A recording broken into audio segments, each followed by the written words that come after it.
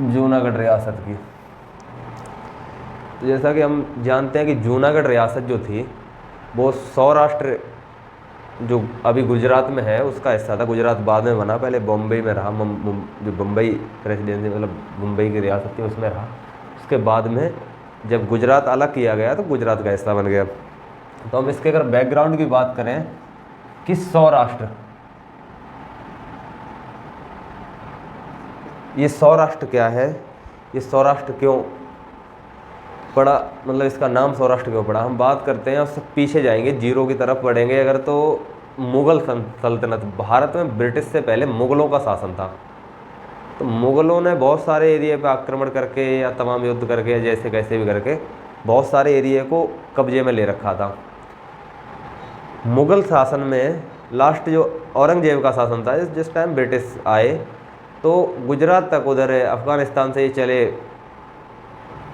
आमतौर पे बात ये थी कि मुग़ल शासन था, एक बहुत लंबी डिबेट हो जाएगी अगर हम उसकी बात करेंगे तो, कि अफ़गानिस्तान से क्या लिंक था, जो इसका नवाब था महावत खान यानी पश्तून जनजाति जो अभी है उससे क्या संबंध था। तो मतलब आमतौर पे माना जाए तो वो पश्तून जनजाति के ही ये लोग थे, कबीलियाई लोग थे। बाद में ये जूनागढ़ का नवाब बना दिया गया, सौराष्ट्र का हिस्सा हो गया जूनागढ़। जूनागढ़ का नवाब बनाया गया महावत खान, बाद में बना, इसका नवाब बना महावत खान।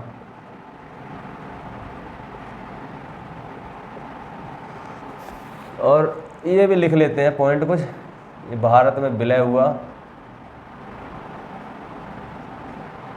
9 नवंबर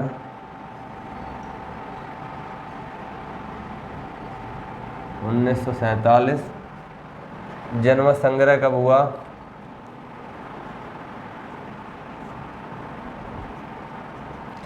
वह 28 फरवरी 1948 भारत का हिस्सा बन गया तो 9 नवंबर को, और 1948 को फिर जन्म संग्रह कराया गया। तो हम ऐसे समझते हैं। तो हम आज फिर से कहानी हम शुरू करें, वहीं से शुरू करते हैं। कहानी शुरू करेंगे तो हम समझते हैं माउंटबेटन योजना, जो 3 जून 1947 माउंटबेटन योजना। क्योंकि हम हर वीडियो में या जिस भी क्लास में बात किए हैं तो इसकी बात जरूर की है कि माउंटबेटन योजना क्या थी, ऑलरेडी हम बता भी चुके हैं। तो माउंटबेटन योजना 3 जून को जो ब्रिटिश पार्लियामेंट में माउंटबेटन ने एक योजना रखी, जिसमें 15 अगस्त 1947 को हमारा भारत बनाया गया। मतलब बनाया नहीं गया, हमारा तो भारत तो ऑलरेडी था, बहुत सारी रियासतों में बटा हुआ था। तो उन रियासतों को विलय करके मतलब एक राष्ट्र बनाया जाना था, जिसमें लोकतंत्र आगे चल के चलता। लोकतंत्र के पक्षकार हम जो थे, एक धर्मनिरपेक्ष राष्ट्र का निर्माण कर रहे थे, बहुत छोटी छोटी रियासतों को जोड़ के। इसमें सबसे बड़ी अहम भूमिका थी पटेल जी की। 15 अगस्त को क्या हुआ, हम आज़ाद हुए। बहुत सारी रियासतें थी जो 15 अगस्त तक विलय हो चुकी थी भारत में। उनमें से कुछ रियासतें ऐसी थी जो 15 अगस्त तक विलय ना हो पाई। कुछ रियासतों ने स्टैंड स्टिल एग्रीमेंट किया भारत के साथ, या कुछ ने पाकिस्तान के साथ। माउंटबेटन जो थे वो लास्ट गवर्नर जनरल वायसराय थे भारत के, अंतिम वायसराय। सेना थी दोनों, वो माउंटबेटन के अंडर में ही थी। सेना जो सेनाध्यक्ष थे दोनों वो ब्रिटिश गवर्नमेंट के ही थे। 15 अगस्त 1947 तक अगर कोई मतलब रियासतें जो विलय ना हो पाई, उनमें थी एक तो जूनागढ़, एक हैदराबाद, एक जम्मू एंड कश्मीर। हम ऑलरेडी उनकी बात कर चुके हैं। हम जूनागढ़ की बात करें तो जूनागढ़ का जो नवाब था महावत खान, इनको नहीं आना था, ये बोल रहे थे हम नहीं आएंगे। आमतौर पर नवाब की इतनी बड़ी गलती नहीं थी, नवाब तो एक बार को आने को तैयार था। इनका जो एक दीवान था, ये जूनागढ़ का दीवान जो था, दीवान था, ये था शहनवाज भुट्टो।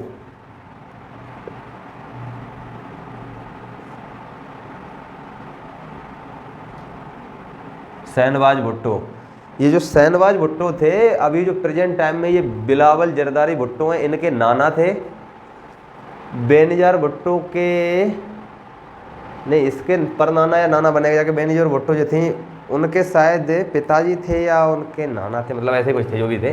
बाद में ये पाकिस्तान जाके इनका अभी तक पूरा खानदान चल रहा है, लेकिन इनका पूरा खानदान अभी ख़त्म हो गया एक तरीके से। तो अभी बात करते हैं यहाँ से 15 अगस्त 1947 को देश आज़ाद हो गया। पाकिस्तान एक अलग राष्ट्र बन गया। भारत में रियासतों का विलय नहीं हो पाया, बची ये जूनागढ़ रियासत। नवाब को समझाया गया तो नवाब तो एक बार को मान भी जाता, लेकिन ये जो था शहनवाज भुट्टो, ये कैसे भी नहीं माना, क्योंकि इसको मोहम्मद अली जिन्ना पूरे सपोर्ट में लिया हुआ था, इसको शीशे में उतार रखा था, बोला था कि तुम हमारे साथ मिल जाओ। अब इनकी कंडीशन क्या है, सौराष्ट्र का हिस्सा जो पड़ता है गुजरात, आप देखते हैं गुजरात एक ऐसा हिस्सा एरिया है, वहाँ पे पड़ता है सौराष्ट्र। अभी भी हमारे भारत के नक्शे को देखें कुछ इस टाइप से है, दोनों साइड समुद्र, इधर इधर ये एक हिस्सा पड़ता है, यहाँ पे इसमें जूनागढ़ पड़ता है। राजस्थान पार करके ये समुद्र है, समुद्र को पार करके आगे जाके यहाँ पे तुमको मिलेगा ऊपर कहीं पाकिस्तान बन रहा था, ये पूरा इंडिया का हिस्सा है। अब ये यहाँ से यहाँ जाना चाहते हैं, कैसे चले जाएंगे, इनकी बुद्धि खराब है, लेकिन बाद में लेकिन कर ही कह सकते हैं, कॉमन सेंस है, लगाया, हर वक्त नहीं लगता है, कभी कभी लोग लगा भी लेते हैं ज़बरदस्ती में। शहनवाज भुट्टो चूरन खाए हुए थे मोहम्मद अली जिन्ना का। अब मेड इन पाकिस्तान चूरन खाने के बाद दिमाग तो ऐसे ही काम करता है जैसे कर रहा था उनका। नवाब को बात नहीं कहने दे रहे हैं, पटेल जी ने समझाया इनको। इसमें भी उस टाइम पे बहुत सारी छोटी छोटी रियासतें थी, जैसे बाबरियावाड़, काठियावाड़ करके कुछ रियासतें थी जो जूनागढ़ के अंडर आती थी। यहाँ का पॉपुलेशन रेशियो अगर हम देखें तो यहाँ का पॉपुलेशन रेशियो था, जनसंख्या घनत्व अगर देखें तो यहाँ पे 80% पॉपुलेशन थी, जो वो 80% पॉपुलेशन हिंदू थी और 20% वही मुसलमान मान लीजिए आप। यहाँ जनसंख्या का वही रेशियो था। नवाब जो था वो मुस्लिम था, पॉपुलेशन हिंदू थी। यहाँ पे एक और आएगी, एक पॉइंट आया आरजी हुकूमत।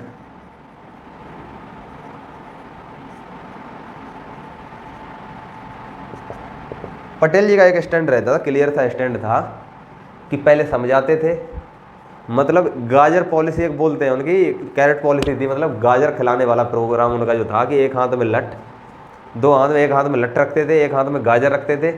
डिपेंड करता है आप गाजर खाना चाहोगे, लट खाना चाहोगे, नहीं तो ठोंक के बजा के ईंट से ईंट बजा देते। 2 मिनट में इतने काबिल आदमी थे, इतना बड़ा योगदान जितना रियासतों के विलय में पटेल जी का रहा है, दूसरे किसी आदमी का नहीं रहा।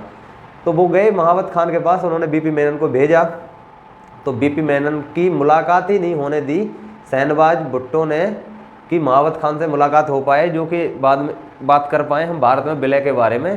तो मुलाकात होने नहीं दी। बेनजीर भुट्टो जो थे ये, सॉरी शहनवाज भुट्टो थे, ये पाकिस्तान के खिलाए हुए चूरन के अनुसार जितना काम कर रहे थे, कर पा रहे थे अपना। तो बीपी मेनन वापस आके बेचारे, उन्होंने कहा कि यहाँ पे होगा नहीं। तो पटेल जी ने फिर समझाया, कहा कि मान जाओ नवाब साहब को। नवाब साहब मजाल है जो माने, नवाब तो बिरयानी खाने के चक्कर में लगे पड़े थे, क्योंकि इनने चूरन चटाई रखा था उनको भी।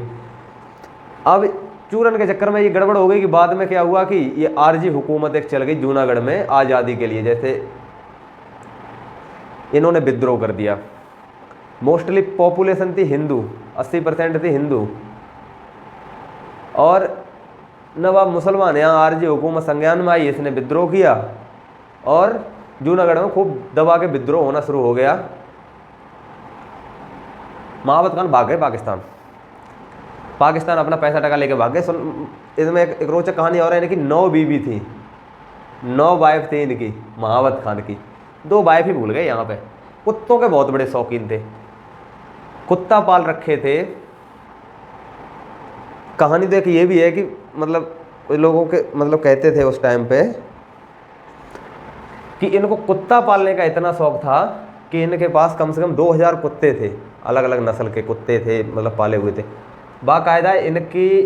इनका एक कुत्ता, महावत खान का एक कुत्ता था या कुतिया थी, पता नहीं क्या थी, मेल या फीमेल। इनके दीवान के कुत्ते के साथ उसका विवाह कराया और पूरे गांव में बाकायदा हाथी पे घुमाया। उस समय ब्रिटिश शासन था, तो इनके बारे में वो तो अभी पिक्चर वगैरह भी आप सोशल मीडिया, सॉरी गूगल वगैरह करोगे तो मिल जाएगी इनके बारे में बहुत सारी जानकारी। तो इन्होंने कुत्तों की बारात निकाली बाकायदा।